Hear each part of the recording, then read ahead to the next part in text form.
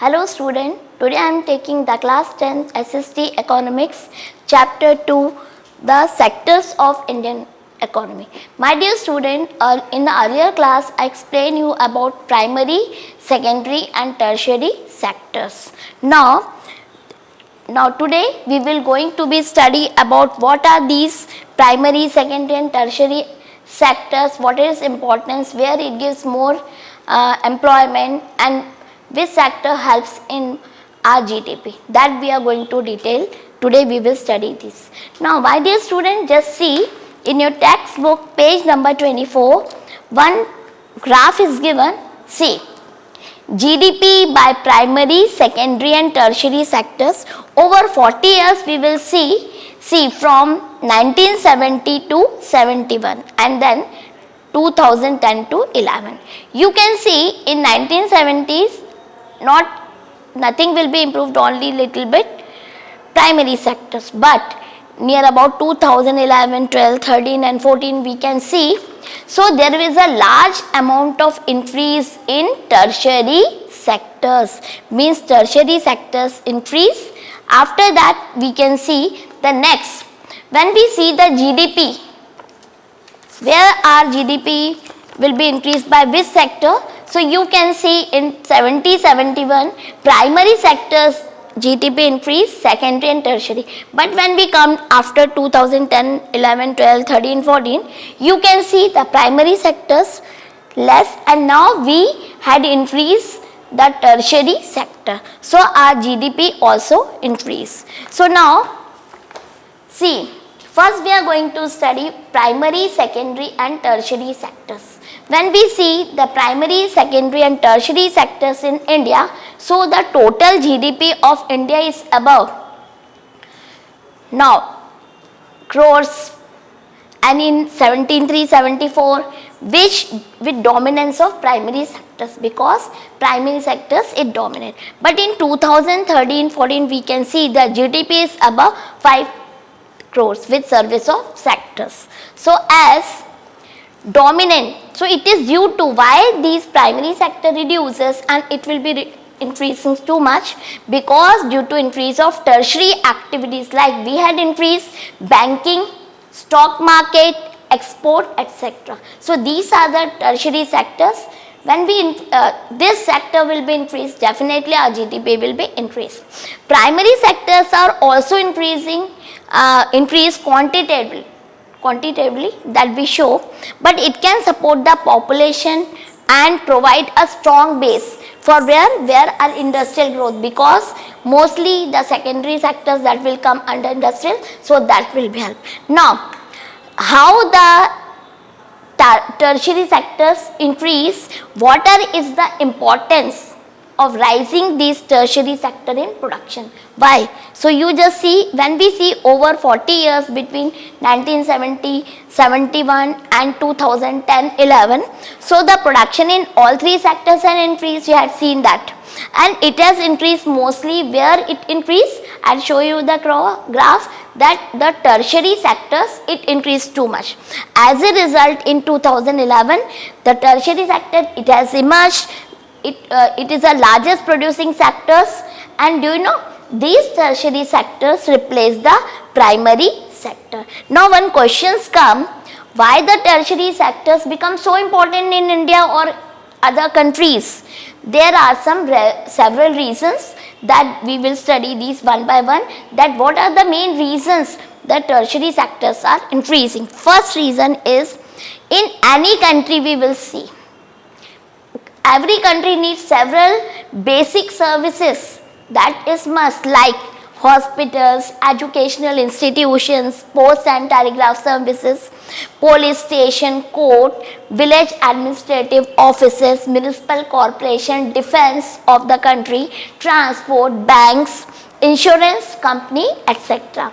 Do you know? All these are the basic needs and these are required for the peoples. So these can be considered as basic services. So in a developing country, what you see, government has to take responsibility. It is a responsibility of the government that there is a provision of these services, means all these are the basic needs and that should be increased.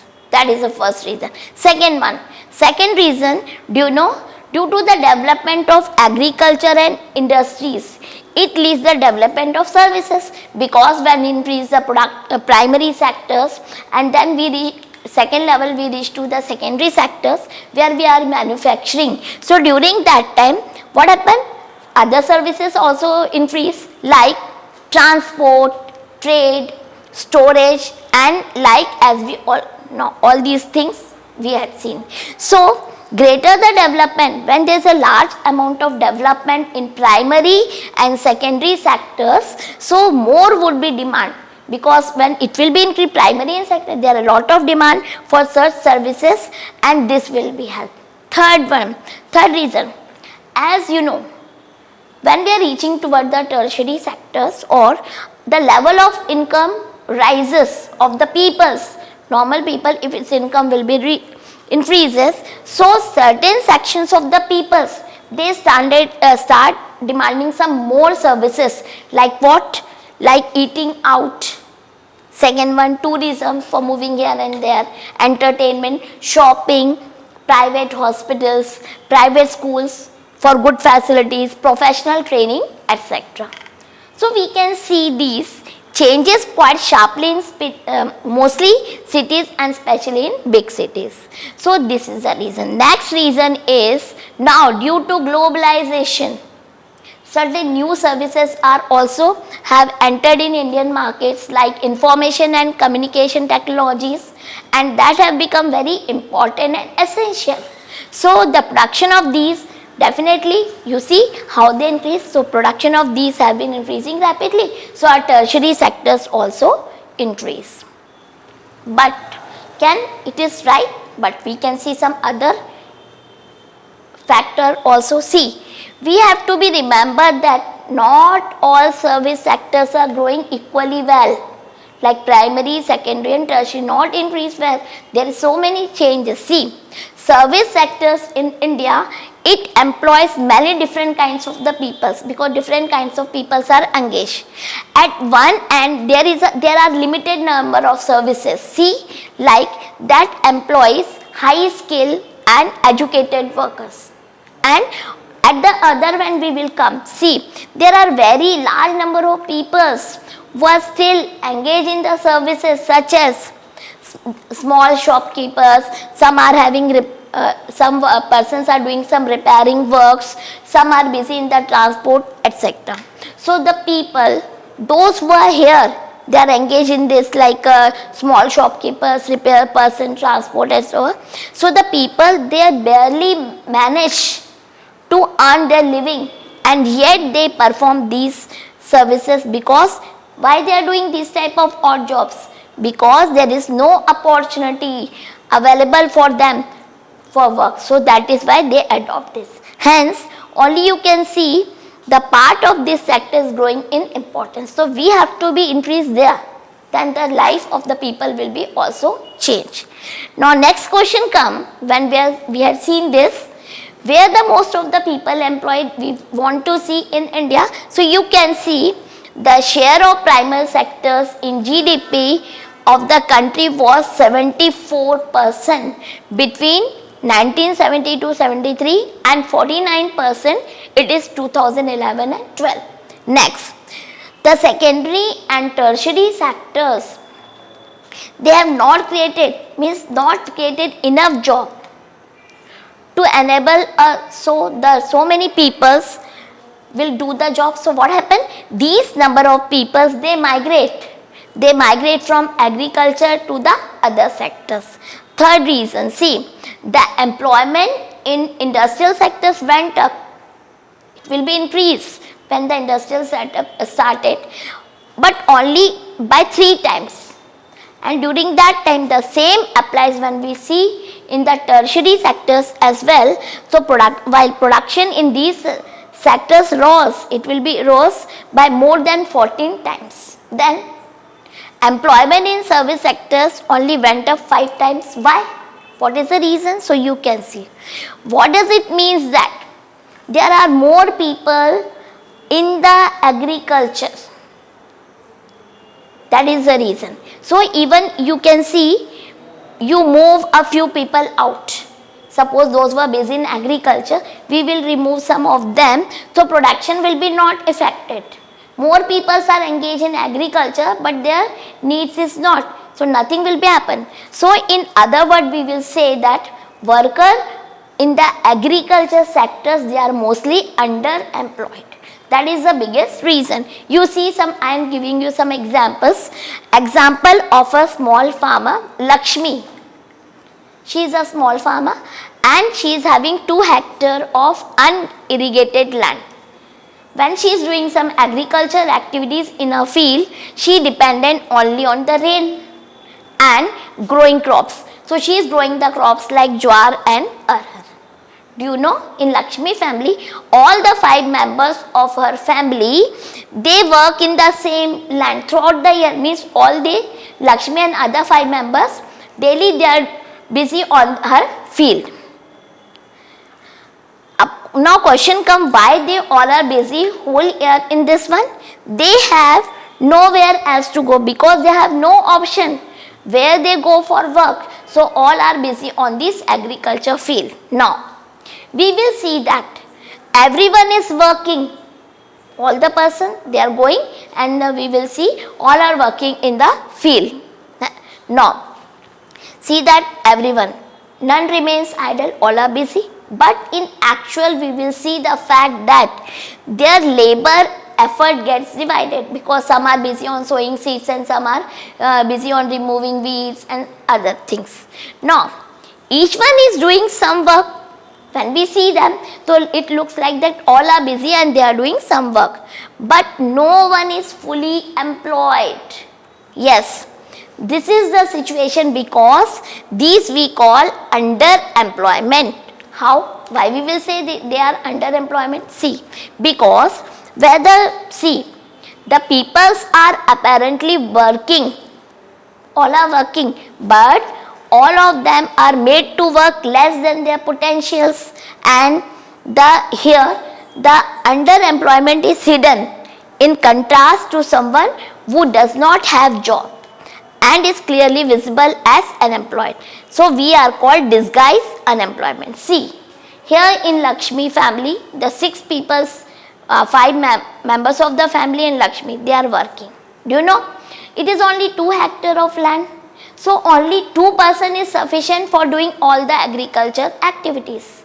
But others are helping, their works are not calculated, because the total income whatever they produce will be very less.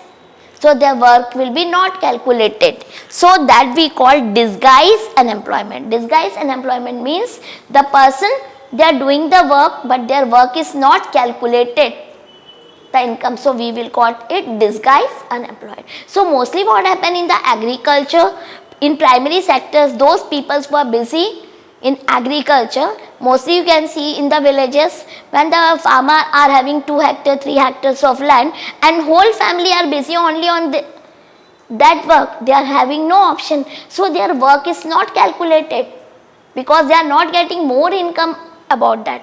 So these type of employment, they are doing the work but it is not calculated. So we call it as disguised unemployment. See this example. In this example, what we have seen, if 2 of the members will get the job. Now in Lakshmi family, if 2 of them will get a job in other places, so it does not affect the production in their farm, because I already told the 2 people is sufficient. So the 2 people moved and they started working in other place.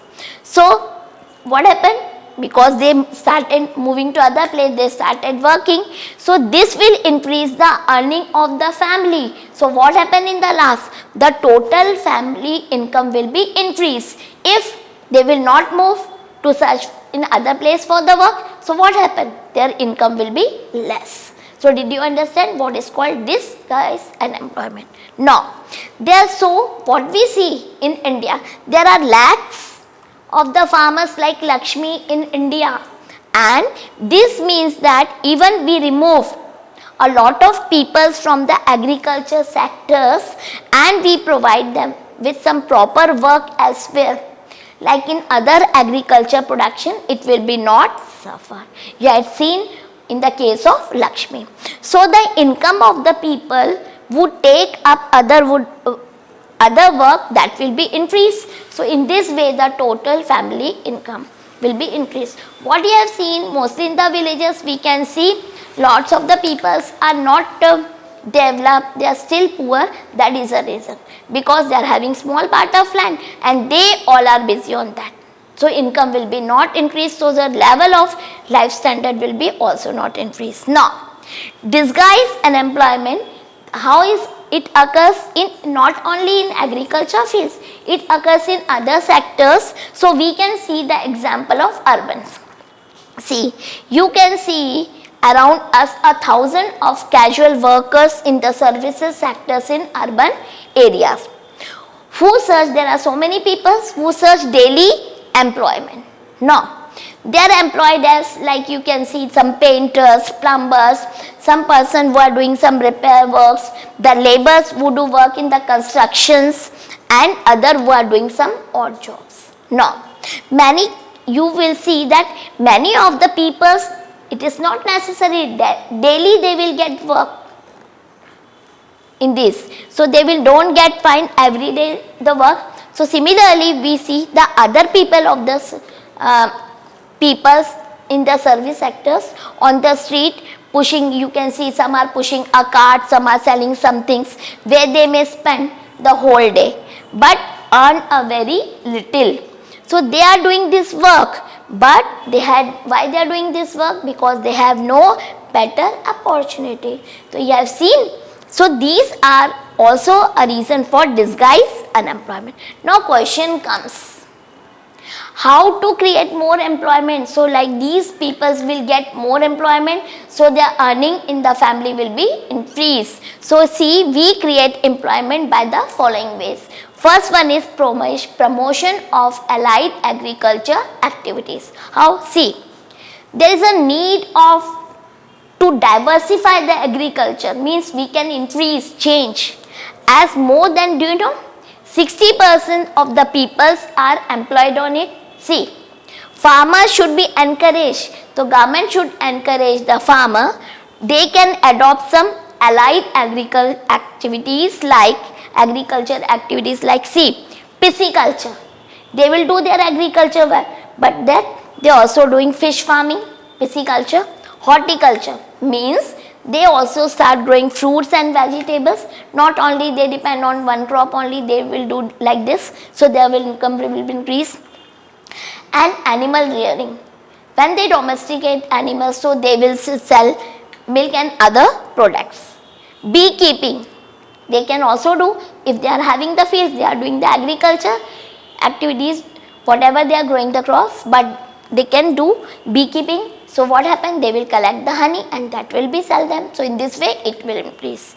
Along with cultivation crops, means with the cultivation of crops, they can adopt some other activities. Now, but how can people do this? No, because they have no money. So how the government can help?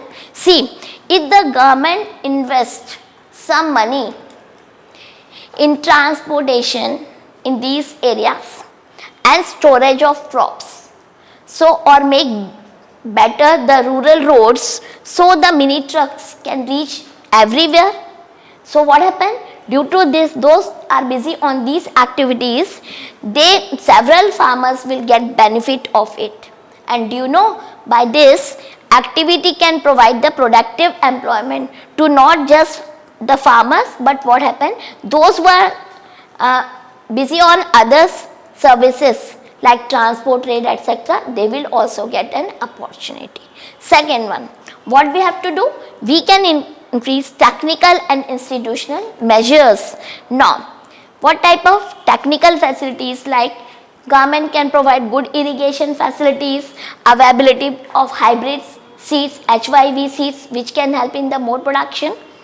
Awareness about the farmers know, they aware about the modern techniques of agriculture. So definitely this will increase the productivity of the land and it increase the requirement of human force in agriculture. So definitely the people will become, they will get the job easily.